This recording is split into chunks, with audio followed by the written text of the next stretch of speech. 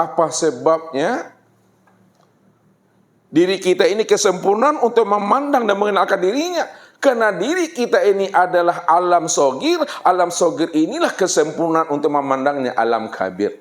Alam yang kecil ini kesempurnaan untuk memandangnya alam yang besar. Jadi tak perlu kita mencari, menemui Allah pada alam semesta. Cukup cari dan temuilah Allah itu pada diri yang sebenar-benarnya ini. Apa kaitannya dengan Nur Muhammad, alam dan diri? Tadi kita bercerita Nur Muhammad. Sekarang kita sudah bercerita alam semesta, alam kabir dan alam sagir. Siapa sebenarnya rupa daripada alam semesta dan alam sagir itu? Kita lihat Bapak Ibu. Nur Muhammad itu yang dikatakan sebagai bahagian diri Tuhan, kenyataan diri Tuhan, yang mana Nur Muhammad itu sudah nyata pada alam semesta.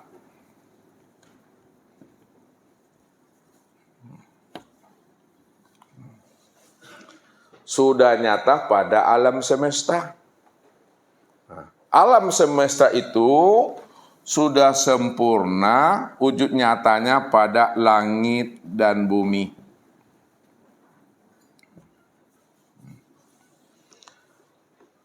Itu maksudnya Bapak Ibu. Kalaulah Nur Muhammad itu sudah nyata pada alam semesta itu sudah sempurna wujudnya yang dikatakan langit dan bumi, itu arti yang sebenar-benarnya Bapak Ibu tak perlu payah mencari namanya Nur Muhammad. Karena Nur Muhammad itu sudah nyata pada sekalian langit dan bumi Bapak Ibu. Sekalian alam, sekalian yang wujud pada langit dan bumi, itulah sebenar-benarnya Nur Muhammad.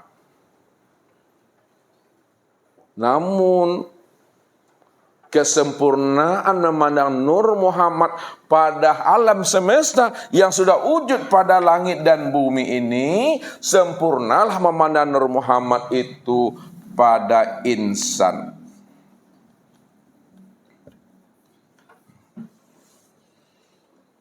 Maka insan inilah kesempurnaan memandang Nur Muhammad yang telah wujud dan nyata pada sekalian alam semesta, langit dan bumi. Insan inilah sebenar-benarnya Nur Muhammad itu. Baik zahir maupun yang batin. Yang zahir daripada insan itu nyata pada tubuh, dan yang batin daripada insan itu nyata pada ruh. Rupanya Bapak Ibu, tubuh dan ruh itulah sebenar-benarnya ya, yang dikatakan insan, tempat memandang kesempurnaan Nur Muhammad. Sedangkan Nur Muhammad itu yang sudah wujud dan berupa insan, itu tiada lain adalah bahagian daripada diri Tuhan. Atau disebut namanya wujudullah, atau disebut namanya ainullah. Nah, insan ini yang dikatakan kesempurnaan memandang Nur Muhammad disebutlah namanya wujudullah atau ainullah. Wujudnya Allah, nyatanya Allah. Inilah yang Allah utarakan tentang rahasia tajalli dirinya yang sudah wujud sempurna pada insan. Apa kata Allah dalam hadis qudsi itu? Al insanu sirri wa ana sirahu. Insan itu rahasiaku wa ana sirahu, dan akulah rahasianya insan itu. Yang kedua,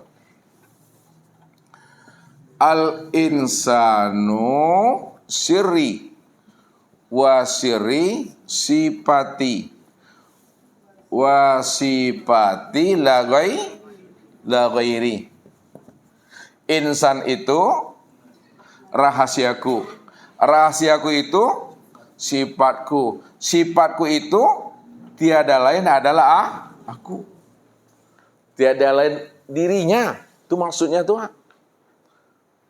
Baru ditegaskan oleh Allah.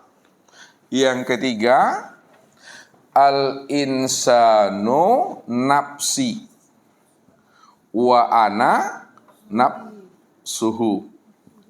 Insan itu diriku, wa ana nafsuhu, dan akulah dirinya insan itu. Secara konkret, makna yang sebenarnya biar terang dan jelas, insan itu aku yang sebenar-benarnya insan itu. Ini yang selalu Ustaz katakan sama Bapak Ibu. Kalaulah insan itu aku, kata Allah, dan akulah sebenar-benar insan itu, rupanya Bapak Ibu nak orang rupanya dah. Tapi jangan disabik juga oleh. Siapa yang mengaturkan Bapak Ibu orang? Bapak Ibu? Yang mengaturkan Bapak Ibu orang bukan Bapak Ibu dah, karena Bapak Ibu enggak orang dah. Yang orang tu aku, kata Allah. Lihat bahasa Ustaz ya. Kalau ngantuk Bapak Ibu nanti payah.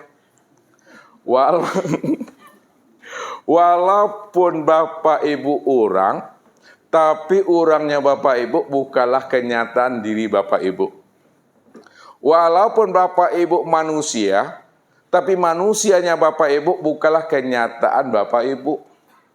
Walaupun Bapak Ibu dikatakan insan, tapi insannya Bapak Ibu bukanlah kenyataan wujud diri Bapak Ibu. Walaupun Bapak Ibu punya diri, tapi kenyataan diri Bapak Ibu bukanlah nyatanya wujud diri Bapak Ibu. Lalu siapa yang dikatakan diri? Siapa yang disebut insan? Siapa yang disebut manusia? Siapa yang dikatakan orang? Tiada lain aku, kata Allah. Disitulah rahasianya Allah itu dikatakan oleh orang-orang arifin. Allah itu wahdatul wujud. Dialah wujud yang esa, dialah wujud yang tunggal, dialah wujud satu-satunya, tidak ada wujud yang lain selain daripada dirinya. Kalaupun ada yang mengatakan Allah itu hulul itihad, apa yang mereka sampaikan sebenarnya untuk memberikan pemahaman hanya Allah saja yang ada semata-mata secara mutlak, selain dirinya tidak pernah ada. Maka orang yang telah mampu memahami akan kemurnian, akan keesaan wujud diri Allah, bahwa Allah yang wujud dan Allah yang ada, maka disitulah letaknya fitrah itu yang sesungguhnya. Jadi orang yang fitrah adalah orang yang mengenal sejati dirinya, bahwa sejati dirinya itu adalah Allah. Allah itu yang sebenar-benarnya diri yang fitrah itu, Bapak Ibu. Kenapa dikatakan Allah diri yang fitrah? Karena tidak ada diri yang lain selain daripada dirinya itu. Siapa yang mengatakan ada diri yang lain selain diri Allah, berarti telah ada dua Tuhan di dalam pikiran dan hatinya. Sedangkan Allah mengatakan Qul huwallahu ahad. Qul huwallahu ahad. Katakanlah bahwa Allah itu adalah Esa. Esa ini yang dimaksudkan tadi satu-satunya itu. Satu-satunya itu dialah yang tunggal. Tiada yang lain. Hanya dia semata-mata. Karena dia semata-mata, dialah yang dikatakan wujud mutlak. Tidak ada wujud yang lain selain daripada dirinya. Siapa yang telah mampu memahami bahwa Allah itu wujud yang mutlak, hanya dia satu-satunya, maka dialah diri yang kudus itu. Dialah diri yang fitrah, dia diri yang suci itu. Dialah yang lepas daripada namanya najis batin, Bapak Ibu. Ya. Ini yang selalu usaha antarkan dalam pemahaman kaji. Ketika seorang murid bertanya kepada gurunya, "Wahai Tuan Guru, kenapa Allah menciptakan dan menjadikan anjing dan babi? Sedangkan anjing dan babi itu adalah makhluk yang haram, makhluk yang najis. Najisnya dalam bahasa ilmu fikih, najis apa namanya Bapak Ibu? Mukhaffafah ya, mutawasitokah atau mukhalazah. Mukhalazah berat tuh. Ya. Kalaulah anjing dan babi itu adalah najis mukhalazah, najis yang berat. Tapi kenapa Allah menciptakan anjing dan babi? Padahal adalah makhluk yang haram. Apa kata gurunya? Wahai muridku, kata gurunya, sesungguhnya Allah menciptakan dan menjadikan anjing dan babi. Allah ingin menyindir akan dirimu, supaya kamu mampu mengambil iktibar dan pelajaran kenapa Allah menciptakan anjing dan babi padahal dia adalah makhluk yang najis. Ingat wahai muridku, kata gurunya, walaupun anjing dan babi adalah makhluk yang haram dan najis, sekiranya pakaianmu kena najis, sekiranya tubuhmu dijilat oleh anjing itu, najis mukhalazah, masih bisa dibersihkan, masih bisa disucikan dengan air, dicuci dengan 7 kali, dicampur salah satunya dengan tanah. Maksudnya Bapak Ibu, kalaulah celana kita, pakaian kita dijilat oleh anjing, walaupun najis berat, maka baju dan celana kita itu masih bisa dicuci dan dibersihkan dengan air 7 kali, salah satunya dicampur dengan tanah.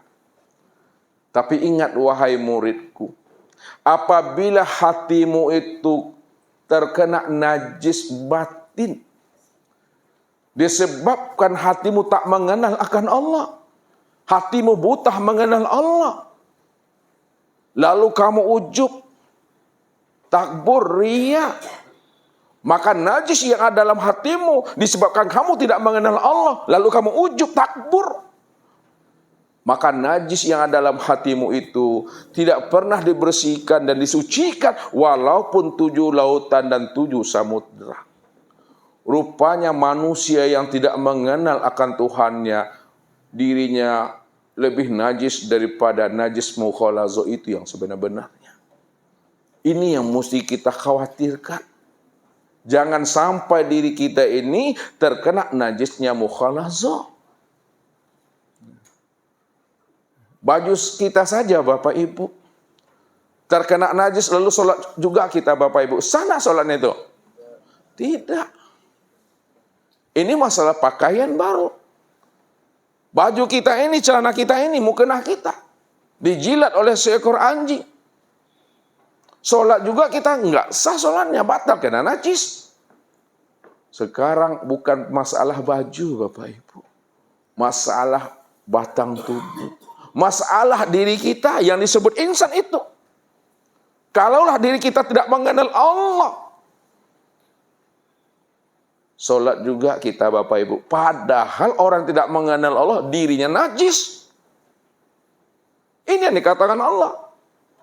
Apa ayatnya tuh Pak Hardi? Mana Pak Hardi? Apa ayatnya tuh Pak Agus? Bahwa orang yang tidak mengenal Allah, diri itu najis.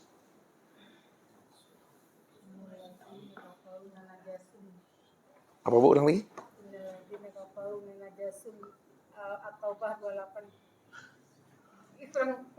Innamal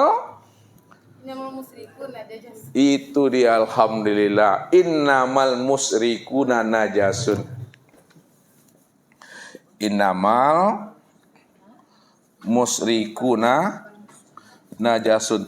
Sesungguhnya orang-orang yang musyrik, orang-orang yang tidak mengenal Allah, orang-orang yang menyandingkan Allah dengan yang lain, padahal yang lain nggak pernah ada, lalu disandingkan juga Allah dengan yang lain, maka sesungguhnya orang yang tidak mengenal Allah, orang yang berbuat syirik itu dirinya adalah najis. Kalaulah Allah mengatakan dirinya najis, solat yang diperbuatnya selama dirinya najis, maka solatnya menjadi hampa, batal dan sia-sia. Ini yang dikatakan oleh baginda Rasul. La tasihul ibadah illa bima'rifatil ma'bud. tidak sah ibadah kita. Tidak sempurna ibadah kita. Batal sebenar-benarnya ibadah kita kalau kita tidak mengenal yang diibadati. Kalau kita tidak mengenal Allah, menjadi batal. Tidak sah. Kalau dilunakkan bahasa terjemahannya, belum sempurna ibadah kalau tidak mengenal Allah.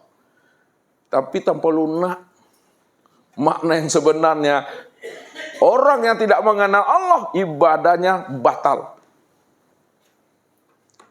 Apa sebabnya batal ibadahnya? Apa kata Rasulullah? Man sholat sholatan fa illam ta'murhu bil ma'ruf wa lam tan'ahu anil fahsya'i wal munkar lam yazdad minallah illa bu'da. Siapa yang mendirikan sholat, lalu sholat yang dia dirikan itu tidak mampu mengajak dirinya kepada hal yang ma'ruf, tidak mampu membawa dirinya kepada kebaikan, dan tidak mampu pula sholatnya mencegah dirinya dari perbuatan keji dan munkar, lam yazdad minallah illa bu'da. Maka sesungguhnya sholat yang dia kerjakan itu bukan bertambah dekat kepada Allah, semakin jauh daripada Tuhannya. Ini maknanya Bapak Ibu. Secara syariat, sholatnya mampu mencegah perbuatan keji dan munkar. Adakah orang berbuat keji dan munkar ketika dia mendirikan sholat secara ilmu syariat? Enggak pernah ada. Mana mungkin ada orang menyolong, ya, ketika dia sedang mendirikan sholat. Berarti secara ilmu syariat, sholat yang dia dirikan itu, pada saat dia mendirikan, sholatnya mampu mencegah perbuatan keji dan munkar.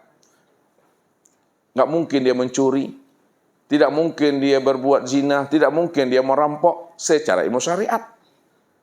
Tapi apakah sholat yang dia kerjakan itu, ya, akan berbuat keji dan munkar, akan merampok hak Allah secara makna hakikat? Maksud Ustaz, secara makna hakikat, apakah orang yang sholat itu berkemungkinan dia mencuri hak Allah, merampok hak Allah, berbuat keji dan munkar? Berkemungkinan besar. Secara makna hakikat, orang yang berbuat sholat, dia akan merampok hak Allah. Dia akan mencuri hak Allah kalau dia tidak mengenal hakikat diri yang sebenar-benarnya. Kita lihat Bapak Ibu. Nah, maksud daripada hadis ini. Jangan nanti Bapak Ibu salah pula memahaminya. Secara syariat memang sholatnya mampu mencegah perbuatan keji dan munkar. Ya. Tetapi secara makna hakikat, sholatnya tidak mampu mencegah perbuatan keji dan munkar disebabkan ketika dia sholat, dia merasa dirinya yang sholat itu. Dia merasa dirinya lah yang berdiri itu. Dia merasa dirinya lah yang takbir. Dia yang ruku, dia yang sujud, dia yang iktidal. Padahal Allah mengatakan, Kif ya Muhammad, ana rabbaka usolli. Berhentilah engkau yang Muhammad yang mengatakan engkau yang sholat, yang berdiri, yang ruku, iktidal, sujud dan duduk. Ana rabbaka usolli. Akulah Rabbmu yang berdiri itu. Akulah Rabbmu yang ruku, sujud dan duduk itu.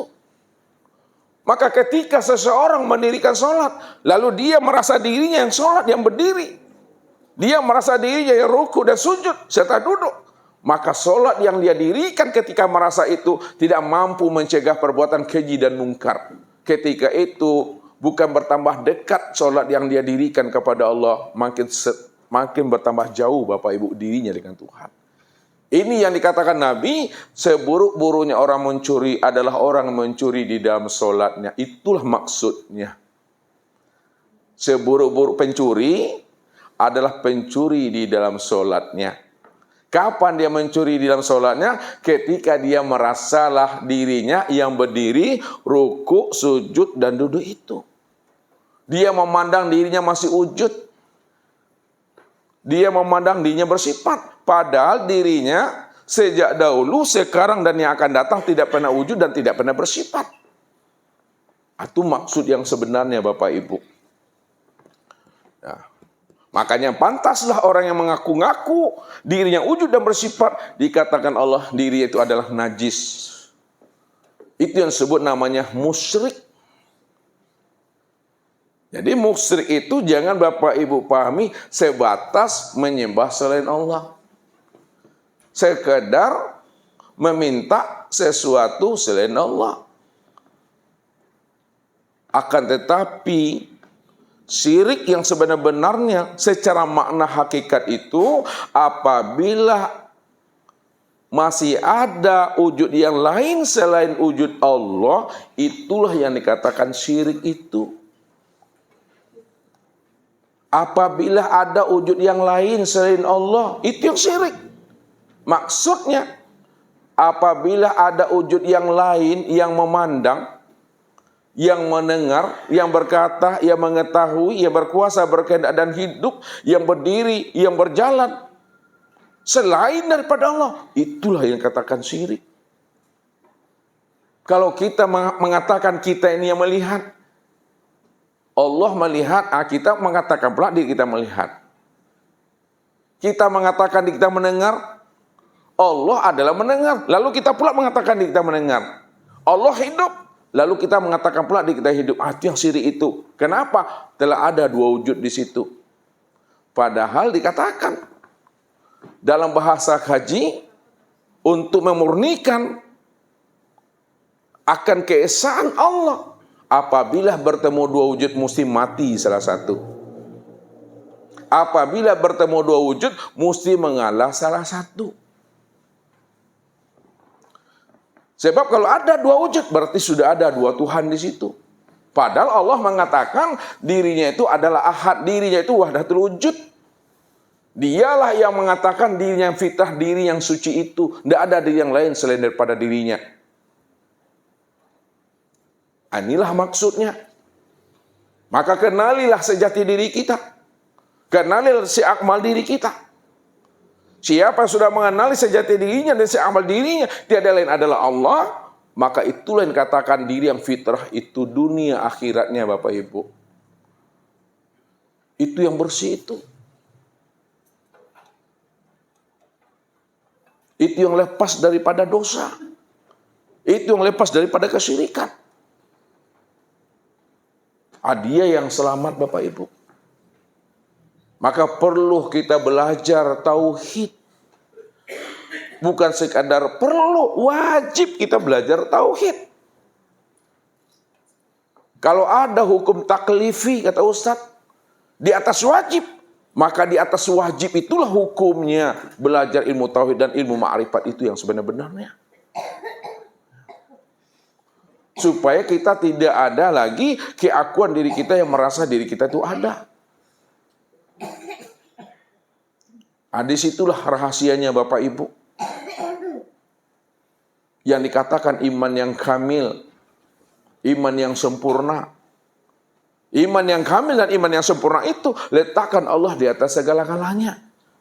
Sehingga tidak lagi terpandang suatu peristiwa dan kejadian pada diri dan di luar diri. Maka nyatalah fiilnya Allah semata-mata yang wujud dan nyata pada alam ini. Dan sempurna pada diri kita ini. Apa kata Allah? Kul kullu min indillah. Wallahu khalaqakum wa ma ta'malun.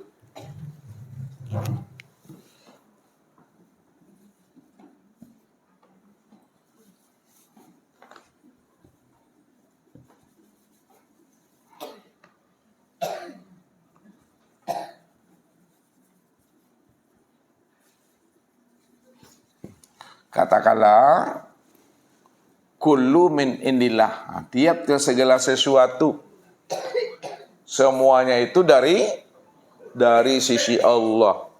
Wallahu khalaqakum. Allah yang menciptakan kamu, zahir dan batin, Allah yang menciptakan itu. Wa ma ta'malun, dan apa-apa yang kamu perbuat. Ma indakum yanfadu wa ma indallahi baqi. Ma indakum yanfadu wa ma indallah baqi. Apa yang di sisimu itu adalah hapus binasa. Enggak pernah ada. Wa ma indallah, dan apa yang di sisi Allah, itu yang bako, itu yang sebenar-benarnya. Kalau Allah yang bako, Allah yang wujud, Allah yang ada, awal akhir zahir dan batin, maka segala yang ada dan segala yang wujud, itulah kenyataan nyatanya akan diri Allah itu yang sesungguhnya. Kalau masih terpandang wujud yang lain pada segala yang nyata, berarti ada dua Tuhan di situ. Belum mengesahkan Allah, belum memurnikan Allah itu Bapak Ibu. Padahal Allah mengatakan huwal awalu wal akhiru wal zahir wal batin. Coba kita pahami ini. Huwal awalu wal akhiru wal zahiru wal batinu. Huwal awalu. Apa maknanya tuh Ibu? Dia yang awal. Apa maksudnya? Dia yang awal. Apa maksudnya tuh? Apakah ada yang mengawali Allah? Tidak. Kalau tidak ada yang mengawali Allah, lalu apa makna huwal awalu? Iya, awalnya tidak ada permulaannya. Itu maksudnya. Awalnya tidak ada ujungnya. Ya. Yang kedua, wal akhiru. Apa artinya? Dia yang akhir. Apakah Allah itu ada kesudahannya? Kalau Allah tidak ada kesudahannya, lalu apa maksudnya wal akhiru itu? Dia akhir, tidak ada kesudahannya. Dia akhir, tidak ada pangkalnya. Tidak ada kesudahannya, tidak ada pangkalnya. Wazahiru. Apa artinya? Dia yang Apa maksudnya dia yang zahir dan yang nyata itu? Apakah Allah berbentuk dan berupa? Tidak. Kalau Allah tidak berbentuk dan tidak berupa, lalu apa makna zahir itu?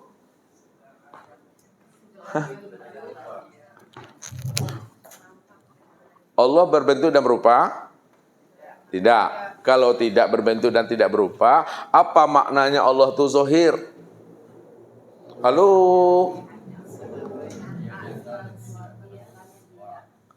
Apa Pardi?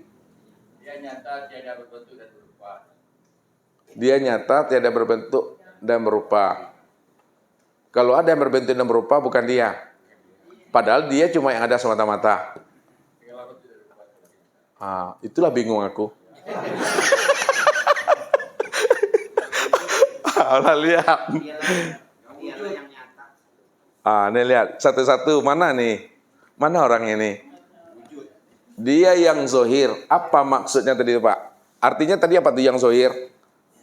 Artinya apa zohir? Nyata. Apa maksudnya dia yang zohir itu? Bahwa yang zohir hanya dia. Yang zohir hanyalah dia. Berarti dia berbentuk dan berupa? Tidak. Kalau tidak berbentuk dan tidak berupa, lalu siapa yang berbentuk dan berupa itu? Kayaknya berarti Allah itu berbentuk dan berupa tuh. Tidak juga. Itulah masalahnya. Lihat, dia bahasa Ustaz nih. Ya, jadi orang-orang yang diberi Allah anugerah pemahaman, dialah bisa menghantarkan itu. Ya. Wazahiru. Dialah yang zahir. Artinya, dialah yang nyata. Maknanya, dia yang zahir dan nyata itu nyata pada segala bentuk dan rupa. Pertanyaannya, kalaulah Allah itu nyata pada segala bentuk dan rupa, sedangkan di dalam ayat yang lain, Allah menjelaskan dirinya, laisa kamislihi syai'un mukhalafatu lil hawadis. Dia tidak pernah serupa dengan sesuatu. Memang benar ayat itu. Dia tidak pernah serupa dengan sesuatu. Tapi ingat Bapak Ibu, karena dia cuma yang wujud, dia cuma yang ada semata-mata, tidak ada wujud yang lain selain daripada dirinya. Itu maknanya dia zohir, dia wujud pada segala yang nyata dalam bentuk rupa yang berbeda. Walaupun segala bentuk rupa yang berbeda itu tiada lain nyatanya wujud dirinya tuh. Itulah nyatanya bentuk rupanya sendiri. Bahasa mudahnya. Nah, nih. Walaupun Allah tidak berbentuk dan tidak berupa, namun segala bentuk dan rupa itulah nyatanya akan rupa dirinya yang sebenar-benarnya. Itulah yang dikatakan Ainullah. Kalau ada bentuk rupa yang lain selain diri Allah, berarti telah ada dua Tuhan, telah ada dua wujud. Ya. Maka yang dikatakan yang zahir itu adalah nyata. Yang dikatakan zahir ini, lihat memahaminya. Zahir ini maknanya nyata. Zahir itu maknanya terang. Zahir itu maknanya jelas. Zahir itu maknanya wujud. Maka segala yang nyata, segala yang terang, seterang jelas, segala yang wujud, itulah sebenar-benarnya kezahiran nyatanya akan rupa dirinya. Ini wujud nih. Ini rupa. Berbentuk dan berupa anak nih. Kalau ini adalah wujud berbentuk dan berupa, maka inilah kenyataan nyatanya wujud rupa Allah itu. Karena dialah yang zahir semata-mata. Namun kalau Bapak Ibu sudah paham, kalau dia yang wujudnya nyata pada segala bentuk dan rupa, kalau Bapak Ibu sudah paham, maka cukup diam. Jangan dijelaskan. Kalau dijelaskan, lain yang ditunjuk, lain pula yang disebut. Contoh. Nah, ini contoh nih. Ya. Kalaulah ini wujud, zahir dan nyata, segala yang wujud, yang nyata dan yang zahir itulah nyatanya Allah. Ya. Maka jangan ditunjuk, jangan pula dijelas-jelaskan lagi. Kalau ditunjuk dan dijelas-jelaskan, ya, maka lain yang disebut, lain pula yang ditunjuk. Ini nyatanya Allah, ditunjuk. Ini yang nyatanya Allah nih. Bukan. Ini apa nih? Mikrofon nih. Makanya kalau dijelaskan, maka disebut mikrofon. Padahal kita mengatakan segala yang wujud dan yang nyata adalah Allah. Segala yang ditunjuk, mikrofon. Maka cukup Bapak Ibu diam saja. Sadari saja. Ya. Jangan diterangkan dan jangan dijelaskan lagi kalau sudah paham. Ya. Bahwa segala yang wujud dan segala yang nyata itulah nyatanya wujud Allah. Jangan ditunjuk, jangan dijelaskan. Itulah yang dikatakan Rasul, man arafallahu kala lisanahu. Siapa yang telah mengenal Allah, kelulah lidahnya itu. Diam lagi. Jangan dijelaskan juga. Contoh yang realnya. Kita sekarang duduk di mana nih? Di aula. Sekarang Ustaz mau nanya sama Ibu Atta ya. Ibu Atta? Apta. Nah. Coba Ibu Apta jelaskan sama Ustadz, mana yang aula itu Bu Apta? Ini semuanya termasuk bapak-bapak nih. Tunjuk loteng, tiang, dinding, lampu ya. Ustadz bertanya sama Ibu, mana yang aula itu? Lalu Ibu tunjuk segala-galanya. Atap seng, kasau, dinding. Tunjuklah bapak-bapak tuh. Makanya sulit bagi Ibu Apta untuk menjelaskan sesuatu yang sudah dipahami. Sulit bagi Ibu Apta untuk menerangkan kepada Ustadz kalau Ibu Apta sudah paham mana aula itu. Sebab kalau Ibu terangkan aula kepada Ustadz, maka yang Ustadz minta adalah aula, yang Ibu tunjuk adalah loteng, dinding, tiang. Pas Daniel pula di situ. Makanya kalau ingin tahu Ustadz namanya aula, ya Ustadz keluar kita dari pintu ini. Baru nampak aula itu. Maksudnya, kalau Bapak Ibu sudah kenal namanya Allah, jangan diterangkan juga lagi. Jangan dijelaskan juga lagi.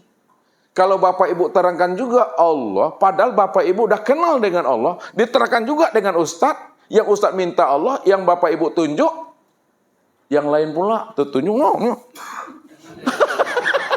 Ini dadaku, ini tanganku. Masa ini dibilang, ini tangan nih? Hah?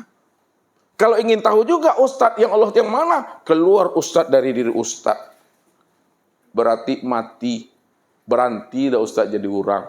Jangan jadi orang juga. Inilah yang dikatakan oleh Rasul. Innakum lan tara rabbakum hatta tamutu. Kamu tidak akan pernah bisa melihat Tuhan. Tidak akan pernah bisa kamu berjumpa Tuhan. Tak akan pernah bisa kamu itu bertatap wajah dengan Tuhan. Sehingga kamu benar-benar mati. Jadi orang yang matilah yang bisa melihat Tuhan itu.